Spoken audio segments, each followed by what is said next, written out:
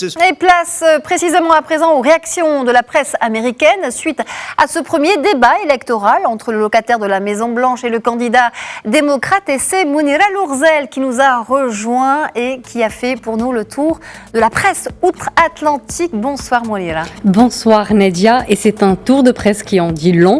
Qu'il soit de droite ou de gauche, les journaux et magazines sont consternés. Le USA Today parle d'une émission d'horreur qui a effrayé l'Amérique. Le Time Magazine en titre décrit un débat mauvais, brutal et lent. 98 minutes, c'est effectivement lent. Quelques extraits suffisent à le confirmer. Le président sortant interrompt sans cesse le candidat démocrate à un tel point que Joe Biden lui demande de se taire. Et le débat devait également revenir sur les tensions sociales qui ont secoué et qui continuent de secouer les États-Unis, Mounira. Tout à fait. Le Washington Post met en avant cet axe.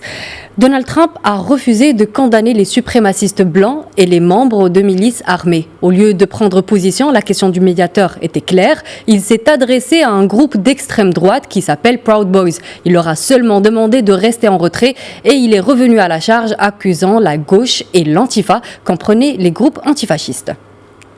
Et au-delà de la fameuse poignée de main qui n'a pas eu lieu en guise de précaution sanitaire, tout comme les pupitres éloignés, a-t-on véritablement parlé des vrais sujets et comment le médiateur, lui, a-t-il réagi également ?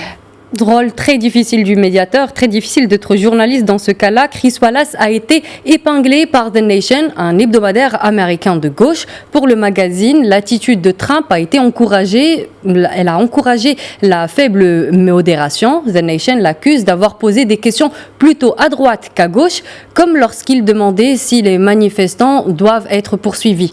Il a également affirmé que l'économie connaît un rebond étonnamment robuste, ce qui peut être vrai pour le marché boursier, mais pas pour le chômage de longue durée ou d'autres indices de vie pour les travailleurs ordinaires.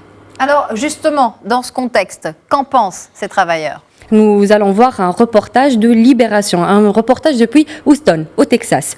Le reportage montre que la base électorale de Trump est bien là.